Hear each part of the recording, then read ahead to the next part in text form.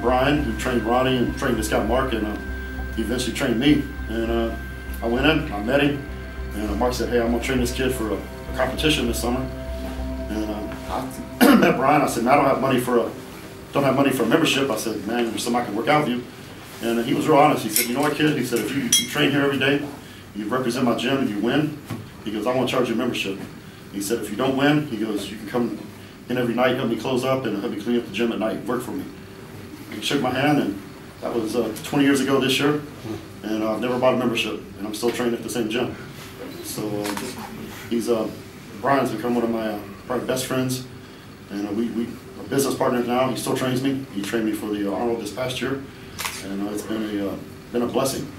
So I trained for that first show, and I won it, and I kept on winning as a teenager. And at that point, I bodybuilded because it was fun. You know, you look good. You know, you have abs. You walk around. You know, you look better than all the other kids in school. You know, so you're like, all right, this is cool. So you know, but I still hadn't decided at that point this is what I wanted to do. So when I was 18 years old, I just graduated high school, and I was training for the Teenage Nationals, and that's like the top teenage show in the United States. Well, I went to that show, and there's a kid by the name of Jay Cutler in the heavyweights. I was a light heavyweight. Another kid named Eddie Caprice Murray in the middleweights. Another kid named Ronnie St. Cloud, who got second in the middleweights, and another guy named Jeff Willett. All those guys eventually went on to turn pro, and I won the overall. I beat Jay out just because I was harder than him. I think Jay weighed like 220 as a teenager. He was ridiculous. And so that was at that point, that's when I decided, you know, this is something I'm going to do, and you know, continue on. So very wisely, Brian encouraged me to put bodybuilding on hold and go to school, get education. And because I was a young meathead, I'm thinking, man, I'm just going to bodybuild, man, you know, and be a pro bodybuilder. And you know, Ronnie had just turned pro. He wasn't doing good yet, but he had, you know, turned pro, and so I thought that's what I wanted to do. And but I listened to him, and so I went to school. I had to work my way through school. I worked 3 jobs, and to get through college. And so there was about 4, almost 5 years there I didn't compete. But during that time frame, you know, Brian turned me on to powerlifting. You know, so I started doing powerlifting, power bodybuilding, and there was times when I could only work out maybe 3 days a week, but I still trained super heavy, and I did a lot of powerlifting meets during that time, because anyone who's done powerlifting and bodybuilding, they're both hard. Bodybuilding is more time consuming because you've got nutrition, you know, you've got the cardio, you've got the posing, you've got all the other stuff that goes along with it. You know, powerlifting, I could go in the gym, I could train and be done. And you know, I didn't have the time to work in 3 jobs and go to school full time. I didn't have the time to devote, you know, to do everything else. So that's where during that period of time is when I really built my base and foundation for that dense, hard muscle, you know, that I'm known for now. So it actually turned out to be a blessing in the long run, you know, doing what I did. I got done, finally got out of school, and when I was going to school, man, I did everything you think of, man. I drove a delivery truck, I bounced at a nightclub on the weekends, I personal trained, I did whatever I had to do to support myself and, you know, get through school. And I was just glad when I got through, and I was like, man, life's got to get better than this. And it did, thank God. But I got out, and I started getting ready for a bodybuilding competition. I won the Southwest USA when I was 24. Then I followed that up the next year. I went to the USA, which in America, you have 2 contests you can turn pro in. You have to win the overall at the USA, or you have to win your weight class at the Nationals. And that's the only 2 avenues as an American you have to turn pro. So I went to the USA, and my first year I got 3rd place in the heavyweights. And I went on, I immediately came home, took a little time off, took a couple weeks off, and started training for the Nationals. And the day before Christmas Eve, in 2000, I tore my bicep off the bone, my right bicep. It was our gym is Metroflex is pretty primitive. There's no air conditioning. In Texas, if anybody's ever been there in the summer, knows how hot it gets. So and in the wintertime, it does get cold, and we have like 1 heater, if you want to call it that it works sometimes when it wants to. So it can be pretty cold in there too. So this is one of the days when the heater was on vacation, and it was real cold, and it was my fault, you know. You live and learn. I was going too heavy. My arms were my weak point, arms and shoulders, back then especially. And I was trying to bring my arms up, so I was going super heavy, trying to curl like 275 on the barbell curl. And, I'm using bad form, and my right bicep just snapped like a rubber band. And you know, I went to grab my arm, and man, my bicep wasn't there, man. It was up here by my shoulder.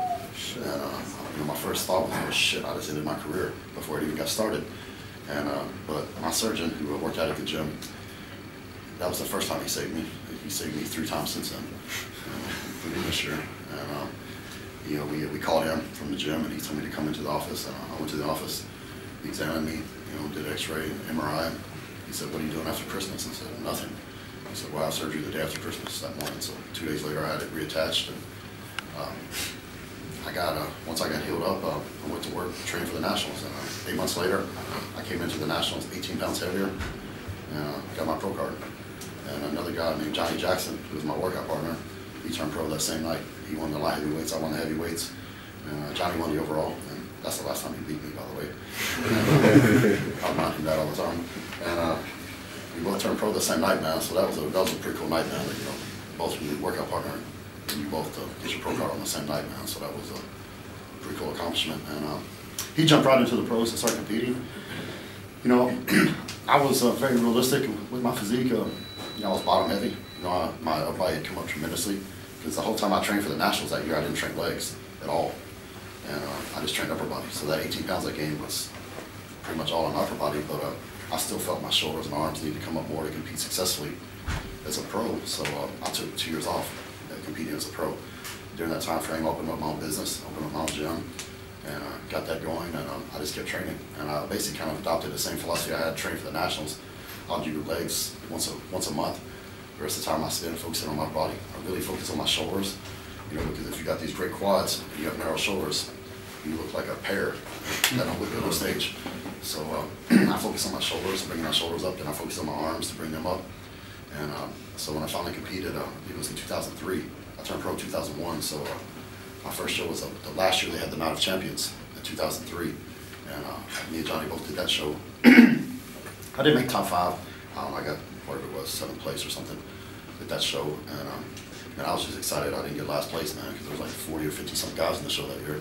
And I was like, wow, man, I made top 10 in my first pro show. So I was excited, but at the same point, I'm very competitive. I hate losing. No one hates losing more than me. So of course, as soon as I got off the plane, I went back to the gym and started training that day for the next show. And I went to the GNC Show of Strength, and I got 4th place at the GNC Show of Strength. And that's the only year that I didn't qualify for Olympia.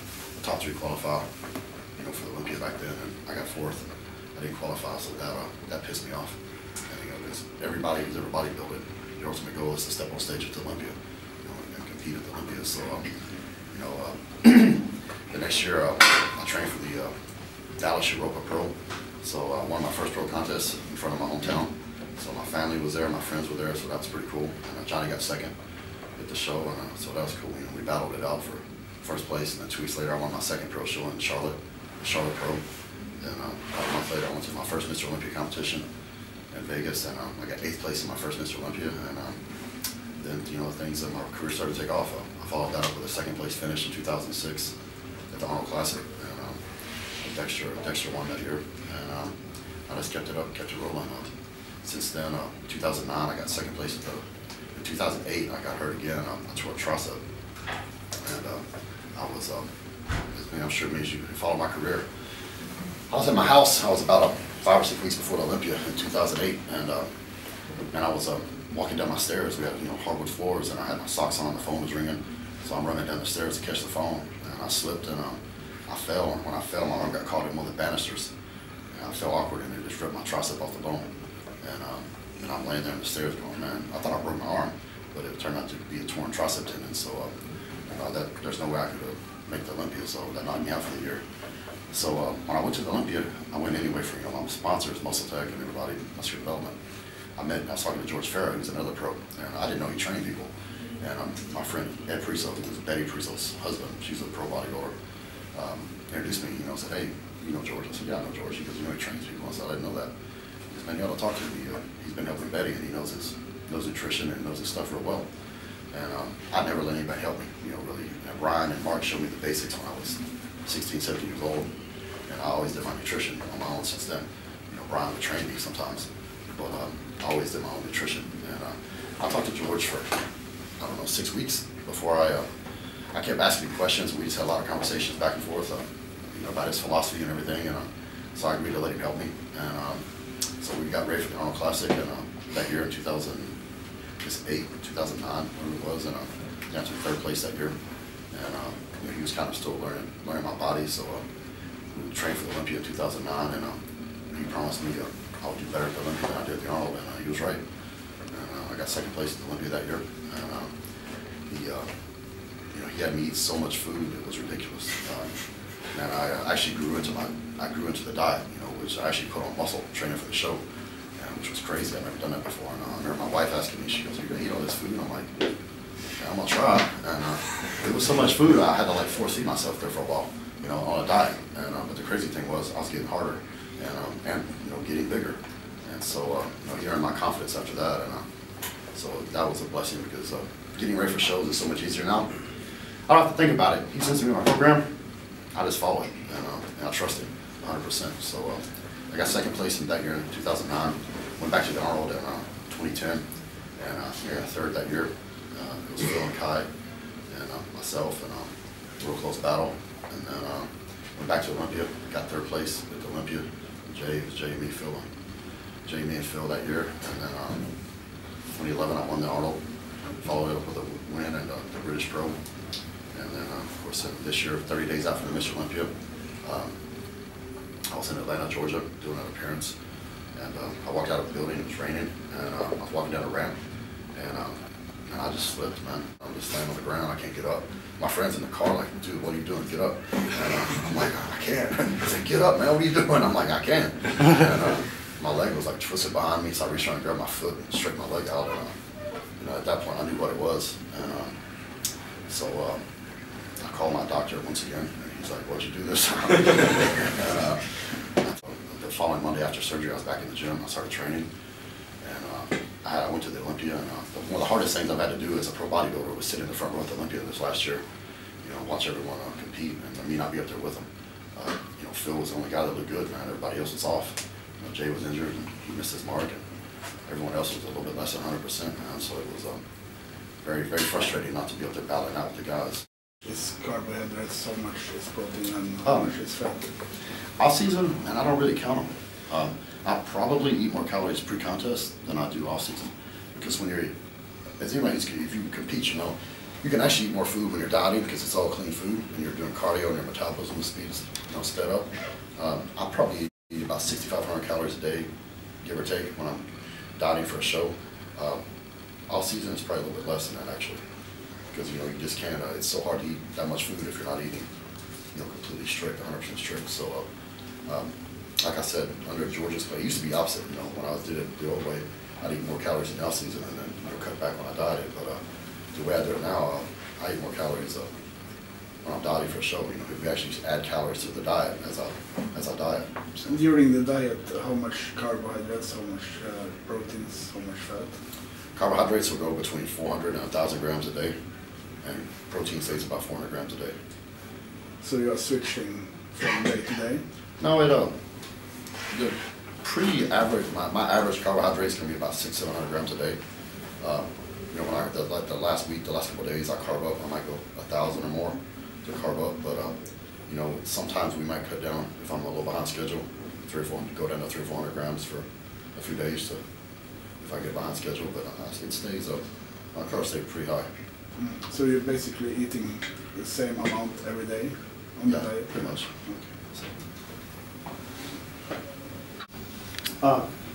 My diet this year, I only did 20 minutes a day.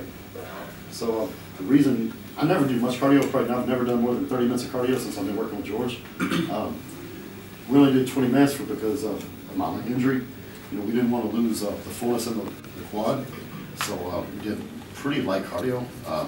My cardio, I have an American Bulldog. I get up every morning at 6 a.m. We walk for 20 minutes, come home and eat breakfast. So. How much weight do you gain off season compared to the competition weight?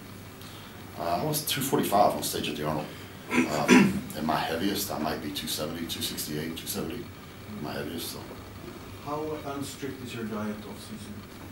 It stays pretty strict. You know, like when I've been here this week, I've had a lot of pasta, tomato sauce, you know, chicken, steak. I don't have a sweet tooth, man. I hardly eat anything sweet, any kind of junk food. If I'm gonna have something cheap meal, something bad, it's probably a hamburger, cheeseburger, maybe a pizza or something every now and then. But very, I guest pose almost every weekend. So What do you say? I guest pose at competitions. Oh, yeah, right.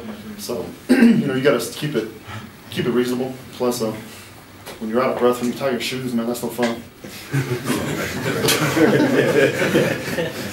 Are you changing your training a lot during the off season? Are you see different? I took 2 weeks off after the Australian Pro, and I just started training last week again. After that show, so I just go by how I feel. If my body feels beat up after I get done with the show and I need to rest, I'll take time off and rest. I've taken as much as a month off, before if I felt like I needed it. I felt good, man. I got done with these shows and my leg feels good, my knee doesn't hurt anymore, and I felt healthy. So after about a week, I was ready to get back in the gym. But are you doing, for example, for a couple of months, more sets? I'm training for periods. I cut the intensity back a little bit and the weight back. Like the rest of this month, I'm not going to train as heavy or as hard as I normally would. Next month I'll start kicking up the intensity, kicking up the weights, and start training hard. So I just go by how I feel. You keep the same system for the whole time, or? Pretty much. And you're training around 1 hour, 1.5. Yeah, it depends on the body part, hour and a half. Yes? I heard before you said you don't sleep much every night. Is that forced because you don't have a kid or you have a busy schedule, or you don't need to? No, it's I've talked to a lot of other guys too. A lot of the pros I compete with, and it's pretty common, man. I don't know what it is, but even the guys and the girls, the bodybuild, when you're dieting, preparing for competition, you can get away with a lot less sleep. I don't know what it is. 5 hours of sleep, and I feel good. I'm not tired. And in the off season, I probably sleep a little bit more than that. But pre-contest, I usually wake up hungry, man. I get up my alarm goes up at 6 a.m. But pre-contest, I'm usually up at 5 or 5:30 just because I'm hungry. So like I said, 5 hours of sleep, and I'm okay.